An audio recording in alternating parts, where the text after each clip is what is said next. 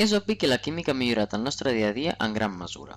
Per demostrar-ho, analitzarem un curt període de temps en la vida d'un jove, una nit de festa.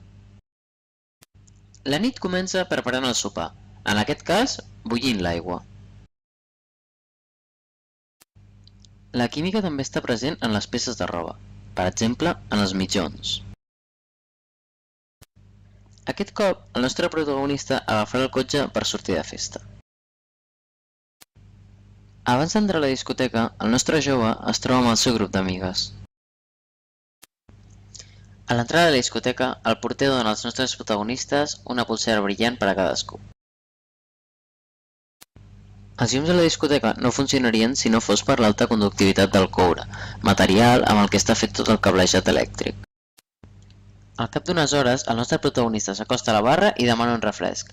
Tant aquestes begudes com les alcohòliques contenen química, ja que els refrescs són carbonatats, és a dir, contenen CO2, com les begudes alcohòliques contenen alcohol, és a dir, etanol.